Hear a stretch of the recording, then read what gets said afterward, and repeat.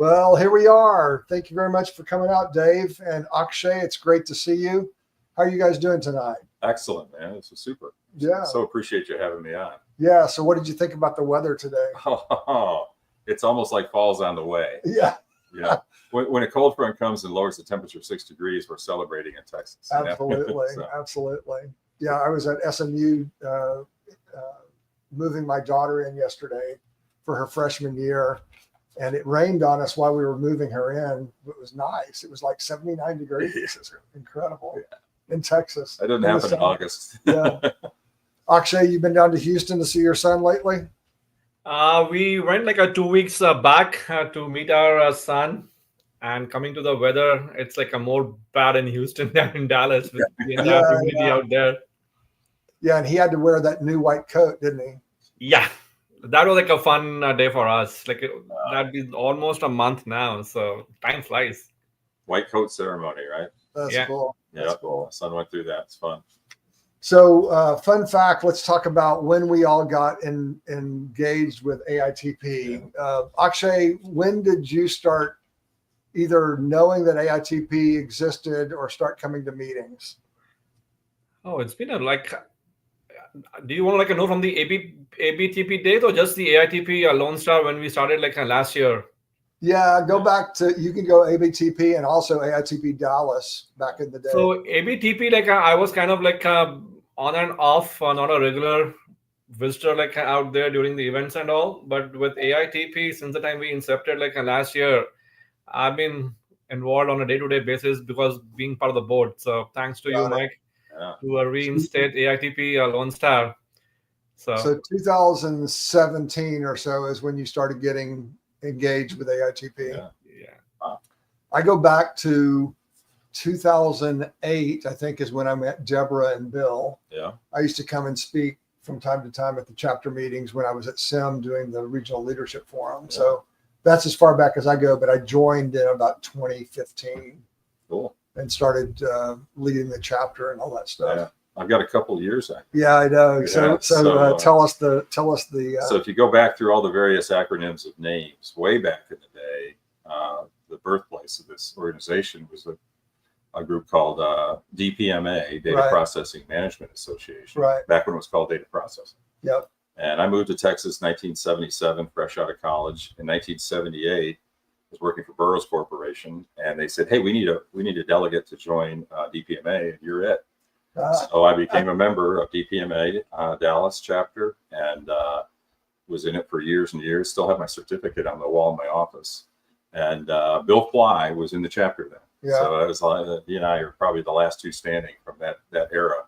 Yeah. So the group. Yeah. I'm going to probably say it was 2021 or something. Yeah. We gave him his 50th anniversary certificate, and he won another distinguished membership award. Yeah. But this year he's now on our advisory board. Good. So we took any responsibility from him, but we still use all the wisdom that he has. Yeah. Yeah. And he's still teaching class at Dallas College. Yeah. Yeah. So fun stuff. All right. Well, we have an exciting evening tonight. I'd like to go ahead and introduce the Association for Information Technology Professionals to those who are not necessarily familiar with it. Basically, we're a professional network, right? So it's an ecosystem of value for all IT professionals and leaders. We focus on leadership and education, the people, process, and technology, innovation and give back, and partner events, which we'll talk about after Dave has concluded his conversation. Akshay, you want to hit the mission? I'll hit the vision and code of ethics. Yeah, so our AITP's mission is to empower our IT professionals by fostering innovation, supporting professional growth, and driving the future of information technology. We aim to create a vibrant, inclusive community that is dedicated to the highest standard of professional conduct. Yeah, so AITP as an organization really got our brand back from CompTIA last year in 1994. So I think there are some 20 chapters around the country. Not all are on the AITP.org, including ourselves. We're still in the process of getting ourselves set up. But recently, Akshay got our bank account. We have our EIN number. Wow. We filed with the state You're for a legit.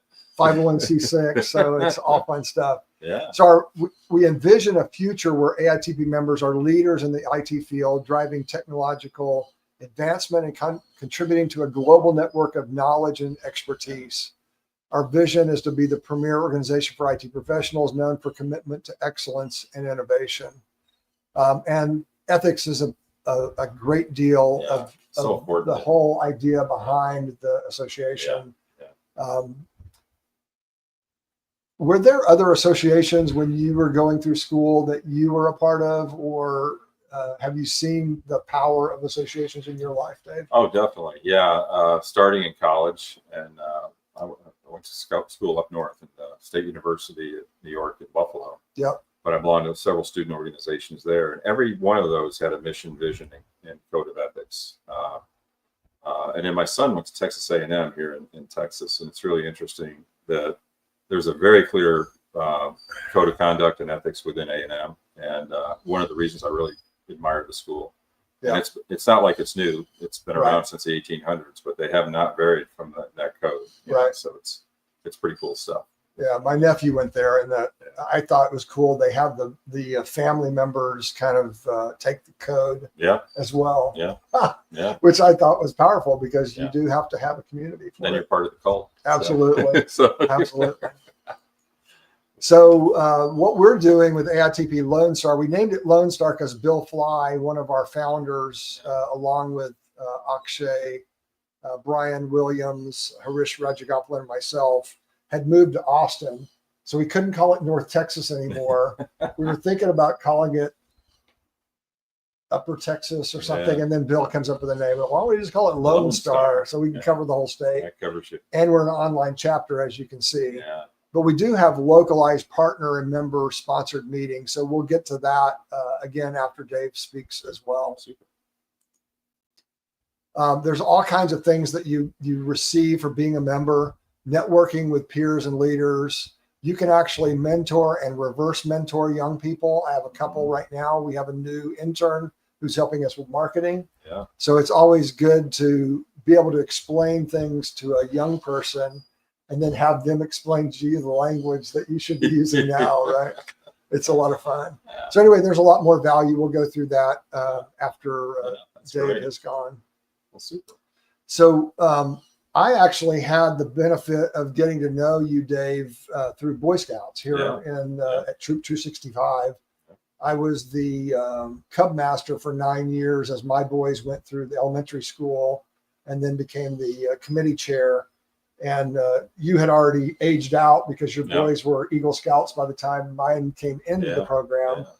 But your reputation preceded you, and I think you were still pretty active in assisting us in various. Yeah, we had for a while there. We had an Explorer post, so I was working with the Explorers for a few years, and that was a lot of fun. So it's the same group of guys and eventually girls, because it was a co-ed Explorer group. Right. I'd known those guys coming up from Cub Scouts all the way, and they were. A lot of them were in college, but they were still active in the Explorer post. So that was a lot of fun. So scouting was a big part of my journey with my boys. Absolutely. It was a lot of fun. Yeah, mine as well. Yeah. So that said, then I started seeing you coming to AITP back when we were AITP Dallas, and Bill was still living here. So we got associated from a professional level as well. And a couple of months ago, we had a partner event. I'm also a partner in addition to being the president. And my company sponsored an outing at my property in Copper Canyon, where Dave lives. And we had about 7 CEOs, CIOs, CTOs. Yeah. And we had a great conversation, and pretty much without fail, they asked to have you come and speak to kind of lay out what the program or the way that you think about business and that kind of thing. Yeah. That's quite an honor for me. But it was fairly unanimous with the board too. So we're excited to have you here.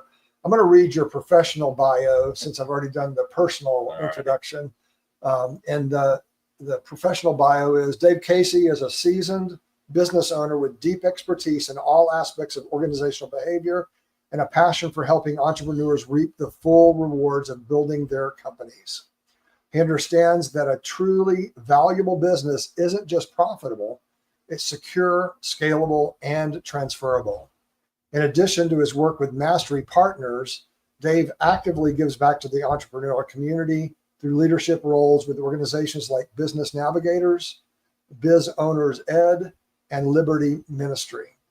Whether advising on strategic growth or mentoring the next generation of business leaders, Dave brings clarity, integrity, and decades of real-world experience to every interaction.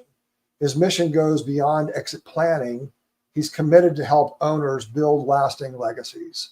So I'm personally really interested in this topic, but I think that there are a lot of other folks that are as well. And there are a lot of IT professionals who eventually would like to have their own business. Yes. Not everybody, Yeah. but there are some. So if you can kind of talk a little bit, because you have an IT background as well as your business background, and kind of help us understand what that looks like. Sure. Yeah, appreciate that. And just listening to that, and actually, I was joking with you earlier. That was actually written before AI was a way to write things. Yeah. So it really was written. So you actually had to do it in real time. But I'm listening to the seasoned in decades. And I said, man, I'm getting old. this is something. So so a little bit. I actually started in the mainframe world. I started out selling mainframes when I got out of college. Did that for a brief period of time, really less than 3 years. Went to work for a data communications company after that, since online networking was really taking off, and went from wide area networking to local area networking to eventually a managed service provider. So we built our company over more than 20 years, probably 20 some years.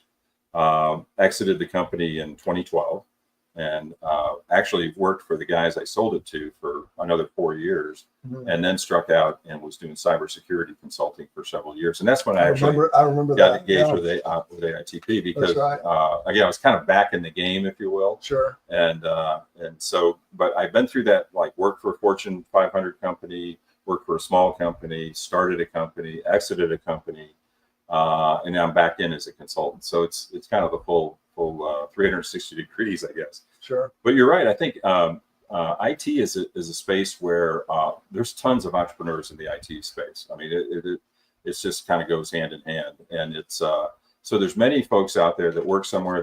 A group gets together, starts a company, or an individual builds a company, eventually exits the company.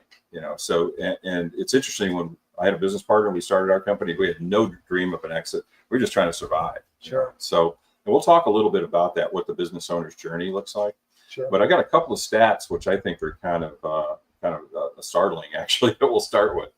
So if you look at it, if you talk to business owners just in general, just across the gamuts of business, owner-led businesses, these are not conglomerates, these are not corporate time things. 72% of those business owners don't really have an exit strategy. Sure. And I firmly believe that, because we were that way. I mean, for years we went without we had some provisions in place. We had buy-sell agreements. We had things like that. If an emergency happened, which did happen, I actually lost my business partner to a health issue about 20 years in. We had everything in place to support that, which the business survived. I survived. Everything went well. Wasn't as much fun, but we didn't have an exit plan per se. So if you move on, this is one stat. The next one is, even business owners, if you ask them, we're gonna be selling this business in the next 3 to 5 years, or today we're ready to put it on the market, they don't really have a clear exit strategy. It's half of them don't have a clear exit strategy, which is astounding. Which leads to our next slide. So for people that have businesses, they may understand what that is, but for an IT guy that's not in a business, what is an exit strategy? Well, it's there's a book written now decades ago, but Good to Great, and one of the things in that book is, one of the statements is, begin with the end in mind. Sure. So when you form a company and you head off and you build a company and you start to build value in it and so on, you really should have an idea of what it looks like at the end. Is it? And your intent may certainly change over time. You could say, well, I want to build this company up. I've got 2 sons that are working in the business. I want to pass it on to them. That's certainly a legitimate plan.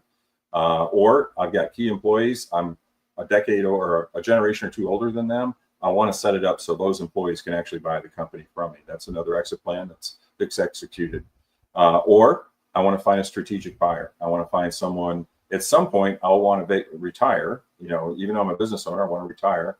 And I want my people protected. I want the intellectual property protected. I want everything I've built to be, my legacy to be protected. Sure. So you have to have a plan for that. Or I may want to monetize it. I'm just ready to go to the beach, and so I'm ready to sell this company, and so I want to get maximum value for it, and then I'll move on. So there's an exit one way or the other.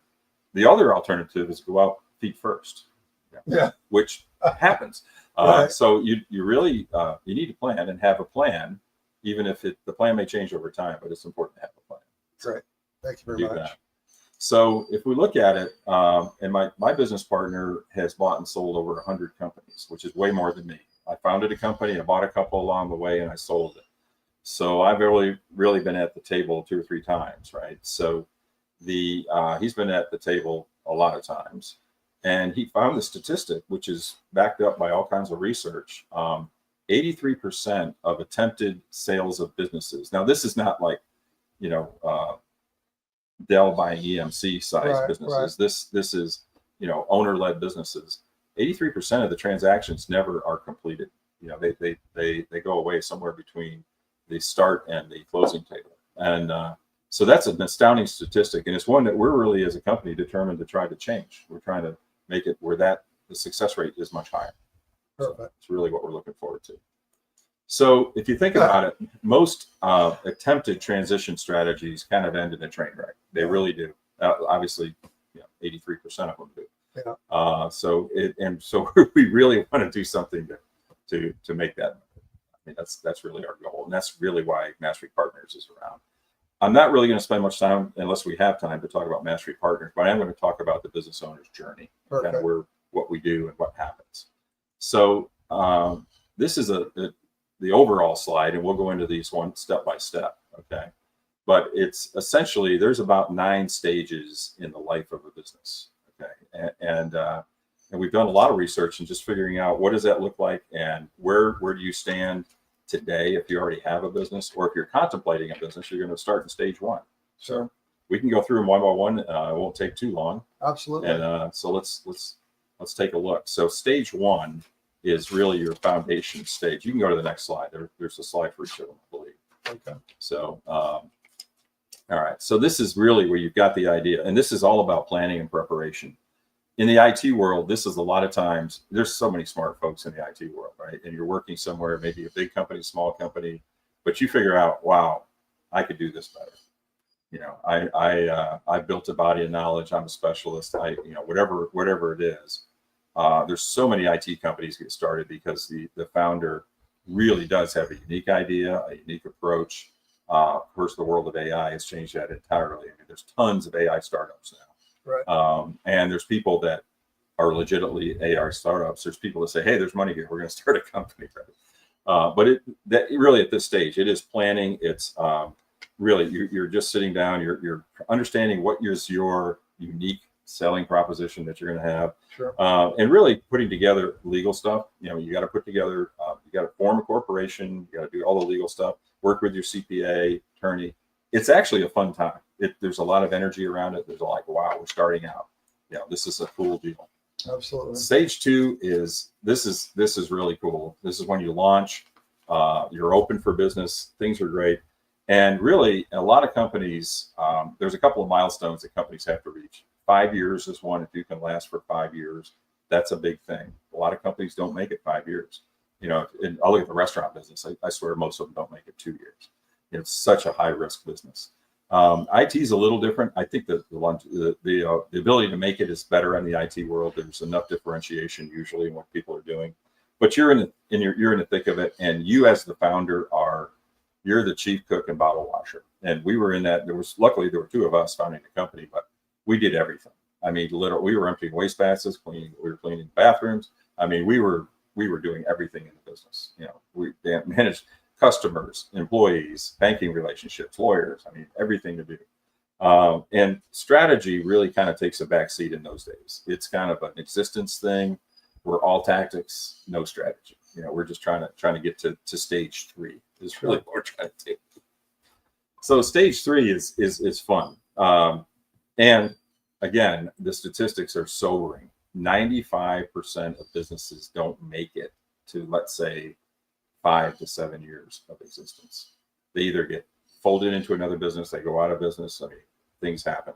So 95% of businesses don't make it to stage 3, which is something. But what happens if you do make it to that's when you start applying a lot of the stuff you learned in business school, if you went to business school, or if you're in the IT world, you're in business. I mean, you've seen this, so you start doing some strategy planning, looking at scaling, looking beyond a quarter or two ahead.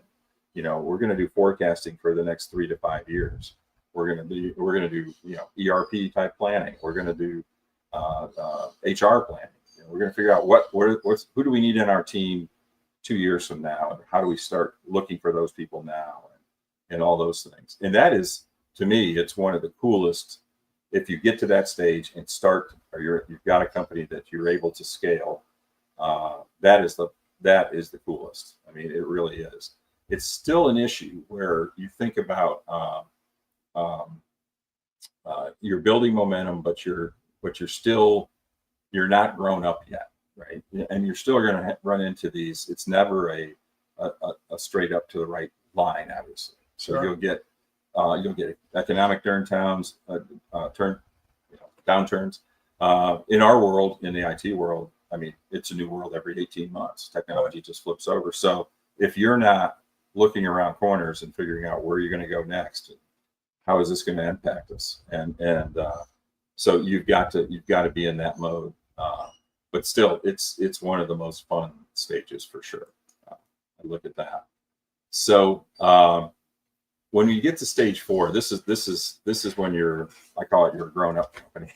So this is where you really, as I talked about, you hit those. A pandemic can happen. Mm-hmm. What happens to my business model? Mm-hmm. I don't plan for a pandemic. There's a lot of stuff you plan for. Technology changes, or economy up and down a little bit. But this is where innovation comes into play. And I don't know how many AITP presentations I've been to on innovation. It's very common. You have to have that capability. You have to be able to do that. And that's a sign of a mature company. When you can get to where you can weather those storms, and go through that. Certainly, it's something you're doing. We had our company. I was kind of looking before we came here today, for 26 years. Mm-hmm. So first 20 was the two of us. Jack passed away. I carried on for another 6 years, and my role had changed. And it was interesting, even though it was terrible to lose my business partner to a health emergency. It really was helpful in my development as a business person, because we had our roles and responsibilities pretty well divided up. I was responsible for sales, marketing, and the technical side of the business. He was responsible for people side, the HR side, all the financial side, vendor relationships, banking, all that stuff, operations, everything in the back office, if you will.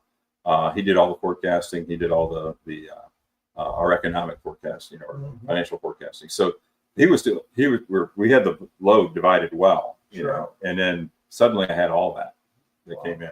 So that if you don't have outside help as a business owner, it's daunting. I mean, it's almost it can crush you easily. Sure. I was very fortunate that right after he passed, I joined a group called Vistage, and Vistage is a CEO peer group. It's been around since the early 50s, and it is essentially like an outside board of directors that only has your interest in mind.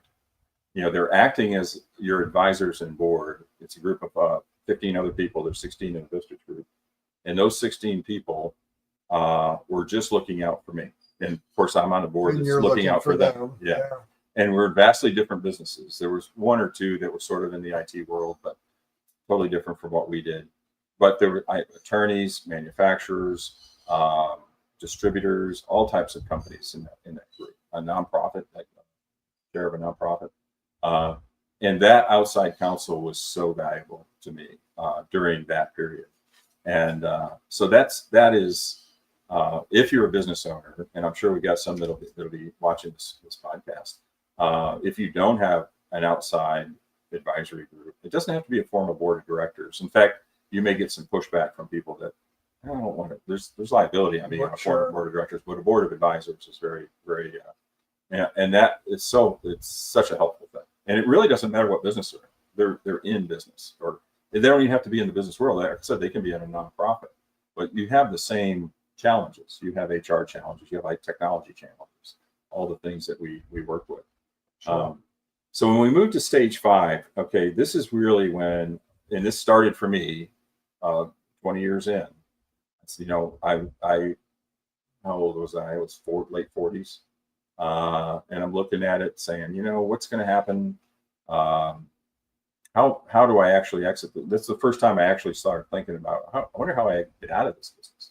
We'd grown the business. It was very successful. It was profitable. We obviously had our ups and downs, but we were rocking along.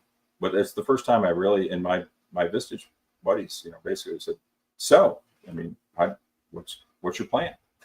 So that's when you start to put your eye on the horizon, and you start to say, well, okay, we're, make sure I'm going the right direction, doing the right things. And then, I wasn't really contemplating retirement, but I'm just trying to figure out, how do I extricate myself from this business and make sure I don't lose the value that I built up over those 20 years. Sure. There's an intrinsic value to the business. I wasn't sure what the value was. That was part of the equation.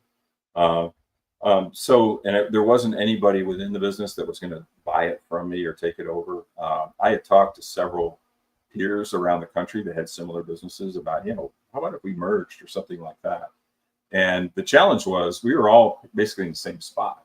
So we could merge, we'd just be a bigger version of ourselves. There's like no money changing with more hands. Administration. Yeah, we can maybe save some back office. Save some back office, but we're not, there's no value creation there. We're just a bigger animal. Yeah.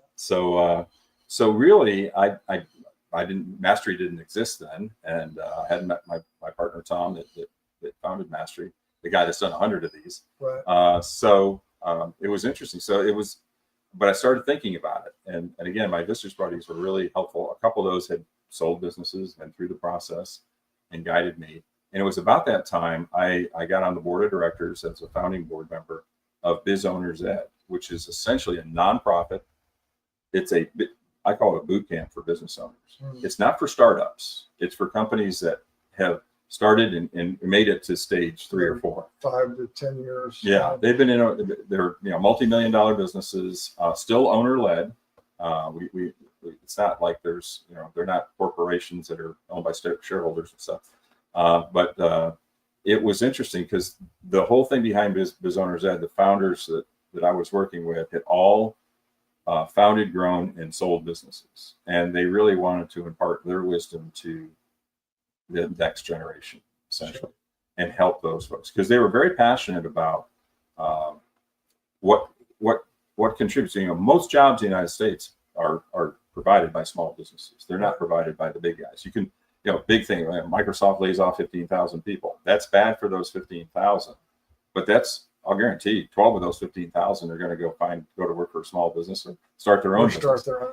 So it's not a zero-sum game, so they were very passionate, that we need to encourage entrepreneurship and encourage, business owners. So I love being in that group. And we hold a boot camp once a year for 10 weeks, 4 hours a week.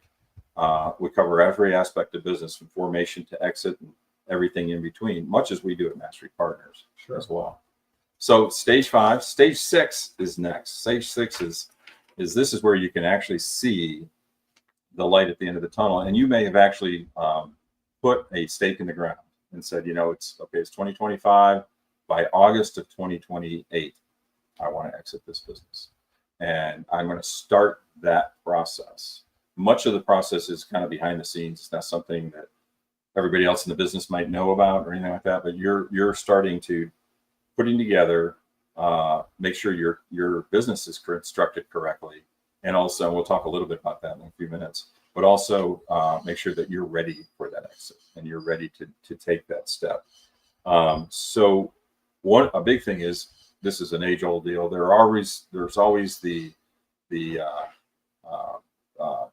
unicorn. You know, the guy that starts a business and 2 years later, it's sells it for $15 million or something like that. Sure. That doesn't happen every day. I mean, most businesses progressively grow. So there's things that you have to do to make your business appealing to somebody that might be buying it. Even if it's your employees, you want to make sure that, in particular, if it's your employees, you're going to be passing this down to your employees. I'll almost guarantee you're going to be doing what's called seller financing, where you're loaning them the money for them to buy the company from you. Right. So you still have a very valid interest in that company. They need to be successful. They need to be successful, and you want them to be successful. So you want to put all the pieces and parts in place. Sure. That'll guarantee that. And it's really, so this is the stage where we get involved with mastery partners in most cases. We've got someone that they're decided it's going to happen at some point. And then, so we do all the things to maximize the value of that business for that business owner, so that when they do exit, they realize exactly or more than what they expect to get from the business. I'll look at that. So next step is transition. Oh, we've got an alarm system. So, and it's all about the logistics. This is when you put the business, it's ready to go. You packaged it up, and you're working with a series of professionals. We call it the dream team. These are the people that you work with that you probably don't work with day to day in your business, but these are the professionals that help you sell your business. It may be a business broker or an investment banker, certainly an M&A attorney, a wealth manager. Most owner-led businesses, the owner's net worth is largely tied up in the business. Sure. If they sell the business, then suddenly they're going to have money to invest, and they have to be sure that for tax purposes and everything, they do things right so they don't pay a huge penalty on the tax side. Sure. So there's a lot of stuff going on, and then finding somebody, the right buyer to buy the business. And so this team of professionals is so important at this stage. Then the last stage, or the last couple stages, are fun. So the closing stage is when you actually close the deal and sell the business. This, believe it or not, this is so anticlimactic. Okay, when I sold my business, we'd gone through all that stuff I've just described, and the day came when we were going to close, and there was a couple of emails exchanged and one phone call. Yeah, did you get the email? I got the email. Okay, we're done. I said, so that's it? And my M&A attorney said, yeah, we're done. It's all over. And then you go over to your computer and you start hitting enter over and over again, looking at your bank account, waiting for the money to be wired into your bank. And you go, well, there it is. And that's it. That's it. I mean, there's no champagne. There's no. There's no bells and whistles. I mean, it is so anticlimactic. I was sitting in my office, just doing through this, and I came home. Doris goes, "How's it going?" I said, "We sold a business today."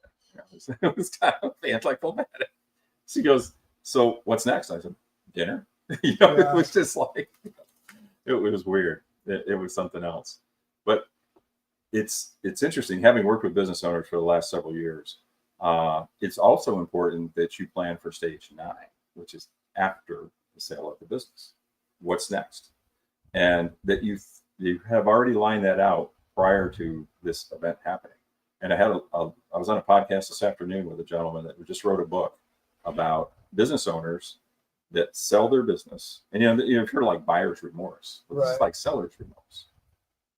Particularly if you've had a business a long time. Well, we call it like purpose remorse, right? Yeah, it is. Because what is your being? Yeah, you don't count. Why do you get up in the morning? Exactly. For the All last, that's been tied up in that business forever. For the last X number of years, you're the man. You came in, or the woman. You came in. Everyone knew you owned the business. You ran the business, and it's not you anymore. Right. Even I stayed on with the business I sold to for 4 years. Right. Now I had a little bit unique situation that I was a strategic purchase for them. They wanted into the Texas market. We had a strong presence in Texas as an MSP. So I ran the Texas division, if you will. So very little changed on a day-to-day. We had different ownership, but I was still in essentially the same role with a different title. I reported to someone. I hadn't done that in a while. Great guy. Still keep up with him. In fact, he's now moved down to this area. But it was kind of anticlimactic from that standpoint, and everything rocked along for about 4 years. Economy changed a little bit, and I said, maybe it's time for me to really leave. Right. But that, what are you going to do afterward is so important, because if you define yourself, and most business owners do this, they define themselves by the business. When you're not the business anymore, there's this void, and some of them, it's psychologically hurtful. You can only play, if you're a golfer, you can only play so much golf, or you can only travel so much. You get, okay, I've traveled, I've done all that, I've done all the things I put off while I was running a business. So if I can go back a couple of stages. So really,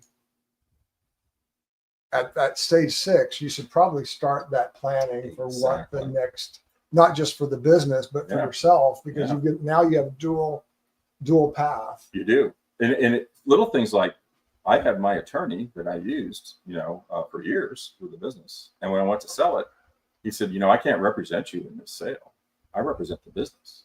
But I said, I own the business 100%. It doesn't matter. The business is its own legal entity. It's a different, I represent the business. You need an attorney to represent you. Oh, so, and just, that's the first inkling I had. This is all going to change, so it's very important. I think, and definitely like wealth management. Again, if you've got all your assets really tied up in the business, which a lot of business owners do, particularly in the IT world. I mean, because it can be a capital intensive business. You really need to look at, start that planning very early. You may be managing a pretty small portfolio of your 401k or something, but after you sell your business, you're going to have a lot more assets that need to be managed. And some of those decisions you need to make 2 or 3 years before the event. So for tax purposes, otherwise you're going to get clobbered by Mr. Taxman yourself.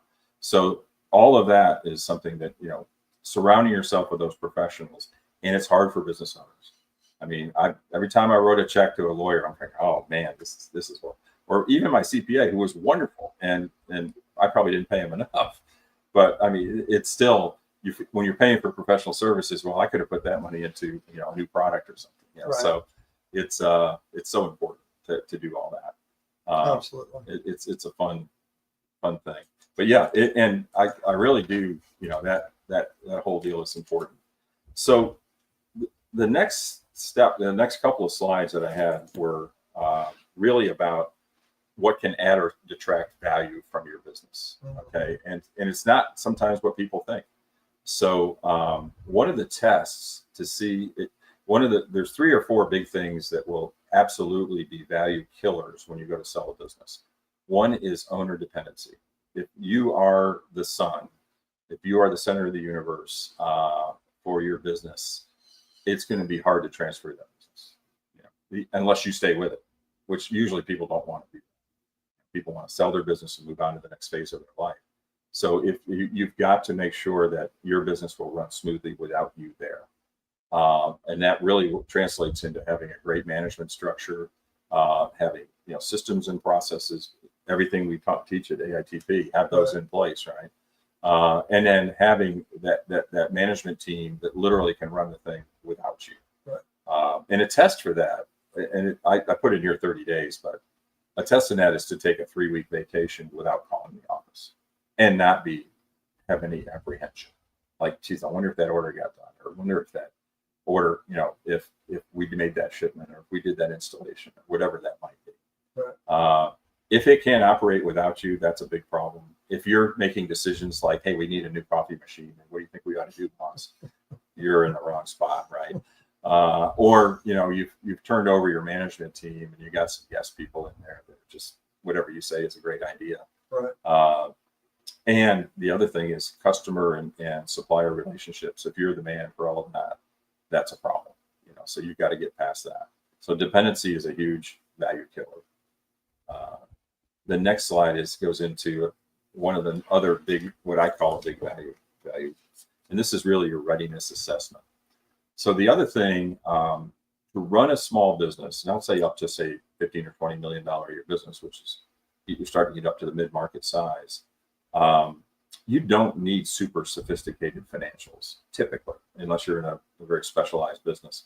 But you need good financials. But everybody's usually people running QuickBooks in that size business, but they don't pay for audits. They don't pay for even for reviews in a lot of cases, and they haven't really solved for what I call the profitability equation. So when your business gets to that past the fast growth stage when you start to do some long range strategic planning, you've got to build a business that doesn't follow like what's happening on the stock market or what's happening in interest rates or whatever, so that even if things change, external forces change, you just keep rocking along. You may be affected, but it's not a dramatic effect. So even if you're in a seasonal business, you've got to find a way to manage out of some of that seasonality.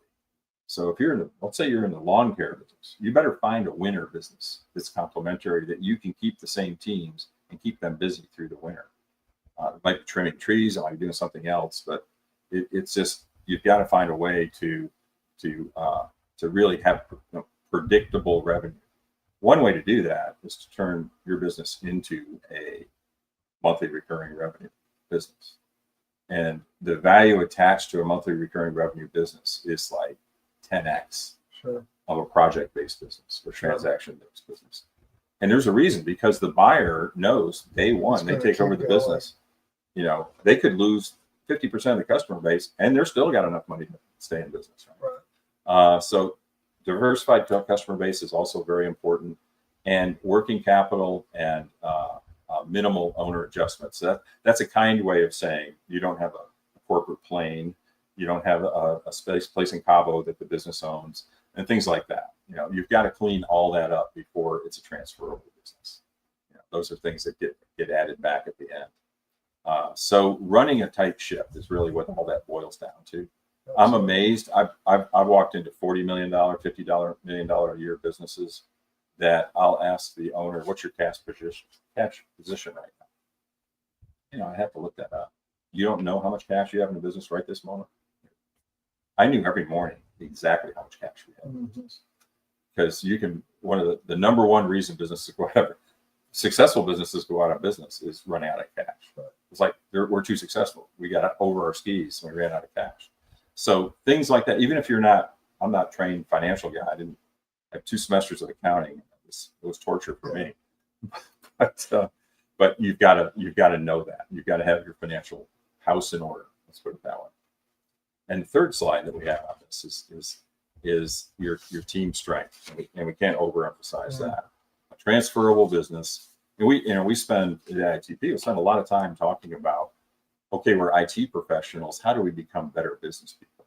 How do we become better managers? How do we how do we understand how our business makes money, not just how do we support that? And I think that this is so key. And that for every key position within the company, you've got a competent person in there, and you've got an heir apparent for that position. And they may or may not even know they're the heir apparent yet, but you've got somebody, number 2 in every one of those key positions. And they're being trained. They're being trained so that they could step in, because you never know when somebody's going to leave. That's where a lot of times there's attrition, and particularly if your growth slows down and opportunities get further apart for moving up the ladder, or your comp kind of flattens out a little bit, then people will look. They'll look to move. And so if you can keep that very low turnover on those key roles in the company, because an outside buyer that's looking at your company, they're going to look at EBITDA. They're going to look at, are you profitable? Are you growing? And what's the team look like you've got in place? Do you have systems, processes, great people, so that we can pluck you out of the equation and it's a smooth running organization? And even if they have people already in their company that they could put in those roles, your people might actually be better. So if that, all of those lead to a very, very happy outlook when you go put your company on the market. So, and again, as IT folks, I grew up in the world. It's hard because we're focused on tactical stuff. We're not just focused on that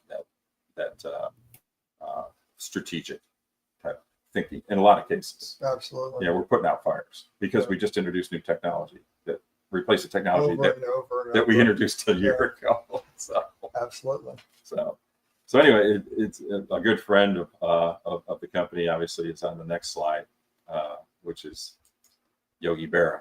All right. So if you don't know where you're going, you'll end up someplace else. The wisdom of Yogi Berra is transitions time. It goes right across. So that's really in a nutshell what I had as far as, what does it look like, regardless of IT, but obviously our audience is IT folks. Right. But how do you found a business? How do you effectively grow a business? And how do you start planning for the eventual exit? Because again, everyone's going to exit at some point. So it's fun stuff. Well, that's very good. It's illuminating in a lot of ways.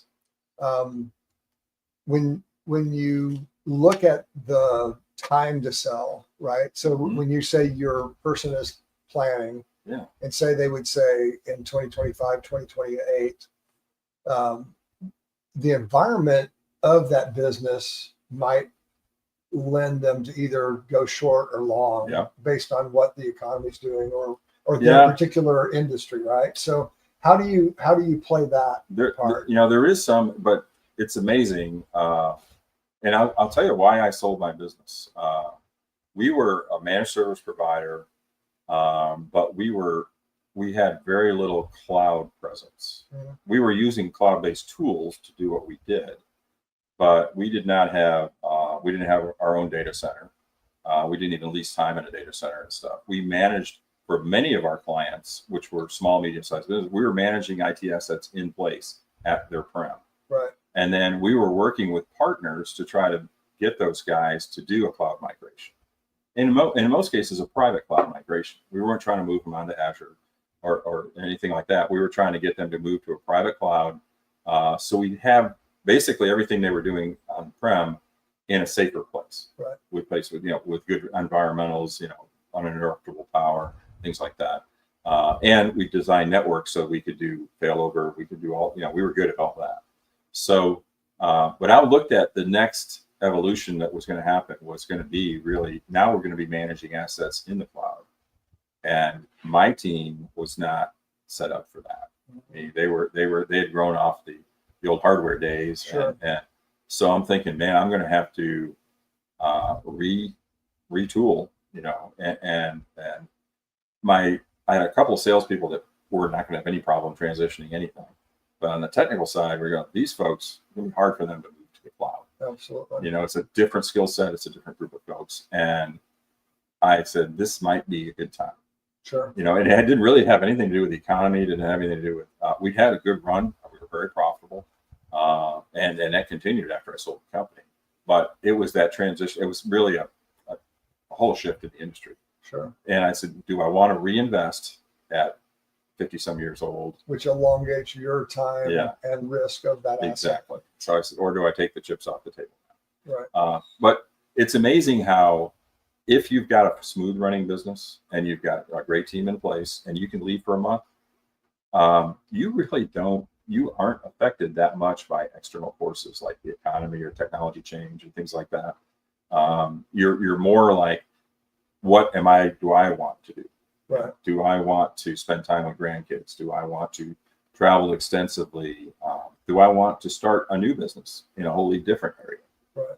Do you want to start at stage one again? Yeah. Now I'm going to do my bed and breakfast in Maine. Right. So I'm getting out of the IT business. Yeah. And literally one of the first companies I worked for, that happened. The CEO, founder of the company, a chief scientist, unbelievably smart guy. He was about 50 years old. He says, I've made all the money I need to make. I'm going to Maine, going to do a bed and breakfast. You got it, boys. He sold his stake in the company and exited. So it was awesome. And in retrospect, I said, what a waste of talent. Then I'm going, he even had the right idea. So it's fun. Well, I think this has been a great conversation. Yeah. We have about 10 minutes before we end our broadcast. I'm going to switch gears over to a couple of the chapter stuff. You bet. Housekeeping. So I love if we could do some housekeeping, then I'll thank you again. I appreciate you coming out.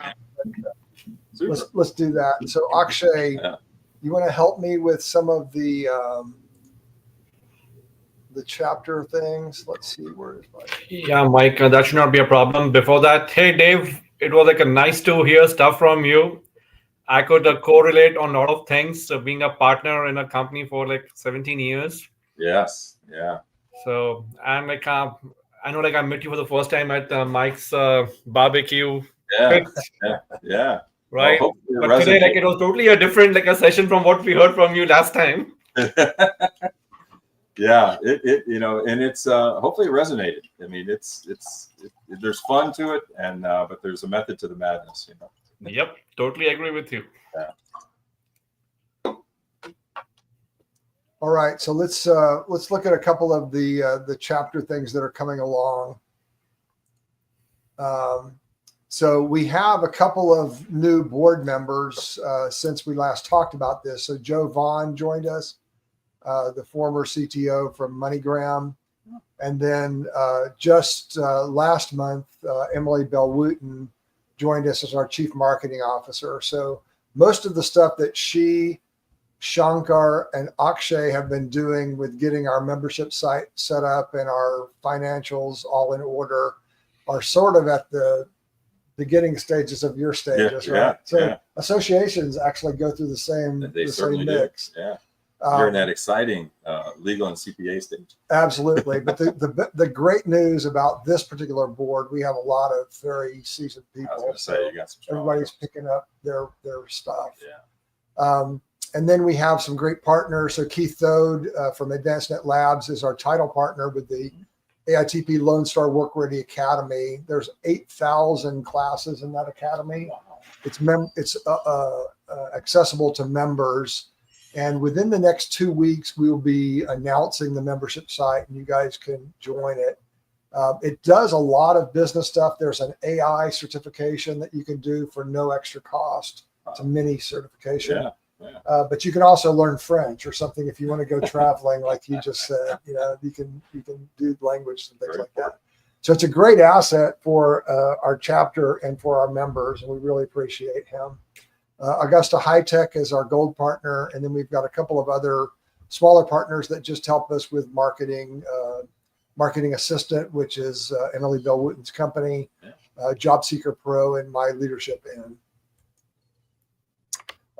One of the things that I wanted to bring up, and it was interesting that you brought up Bill Fly tonight. Yeah. I just wanted to show we actually have quite a few lifetime members based on over a decade of service in the different areas that we still honor. And as the new AITP Lone Star, we are continuing that heritage.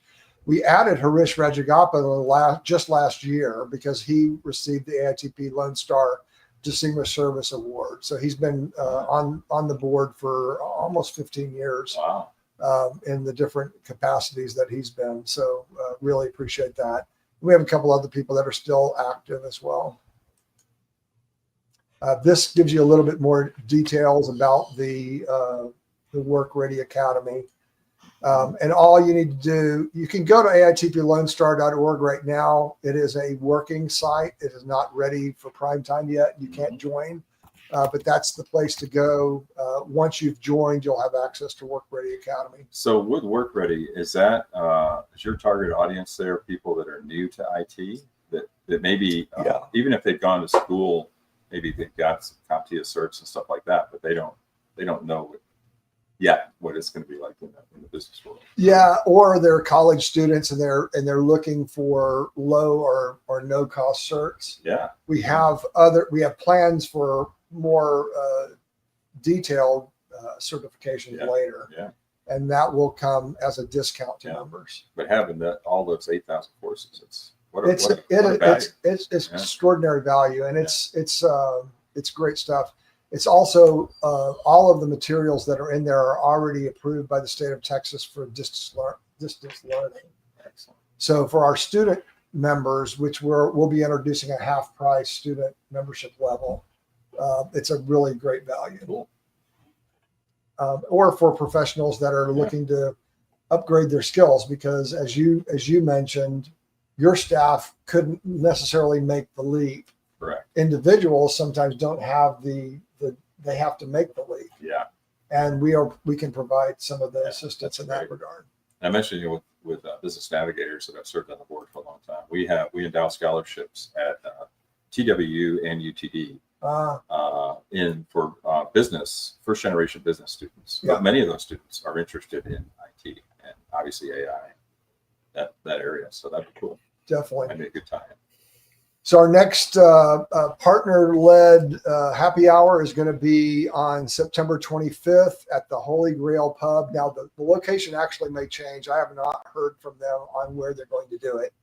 But Plano has been a very good place for us. We've received a lot of people coming in that arena. So I'm guessing that they're going to do it either at the same place or in the same city. But that's on September 25th, and we moved it from Wednesday night to Thursday night. We rediscovered that there are lots of Bible programs at churches on Wednesday. Choir, all kinds of Bible studies, different things. So anyway, we moved to Thursday night.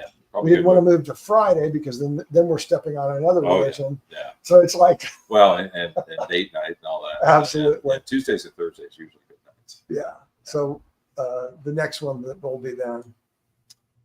Dave, again, thanks very much for coming out. Yeah. I hope that you dial in next time because this guy is a good friend of mine he was with Mattel. He just joined Cast and Crew as their VP of Transformation. Excellent. But he wrote a book on AI, using AI.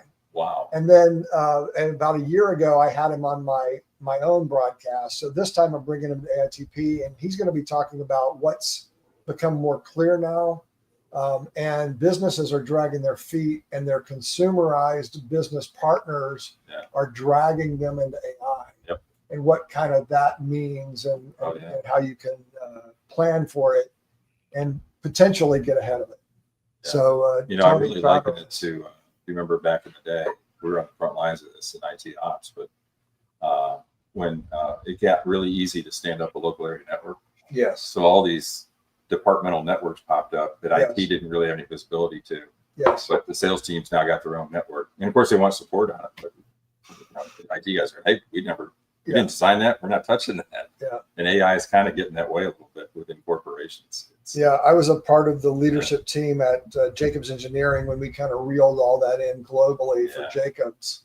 I have another engineering firm customer that I work with, and it's the same thing still. Yeah, it is. Yeah. Basically with everything in the cloud, they don't. Mike, sorry to interrupt. We have a clock check. 2 minutes left. All right, thanks. All right, thanks for dragging us back into reality. Exactly. So membership is only $6.99 a month. You'll be hearing a little bit more from Harish about that soon. Really want to thank you all for joining us either online now, live, or in recording. Please go to AITPLoneStar.org within the next couple of months. Join the chapter. Membership Lite is on LinkedIn and Facebook. You can still check with us there, but membership has benefits, and we're really looking for membership that has teeth, right? And benefit for those that do it. So thanks again, Dave, for helping us to understand the whole life cycle of business ownership and the importance of having the end in mind. I think that's a great way to think about it. And we really appreciate you. That's you. Akshay, thanks for coming out tonight. Everybody, we'll see you soon. God bless. Yep. Bye, everyone. Have a nice evening and enjoy the Texas heat. Thanks a lot. Bye-bye. Bye-bye.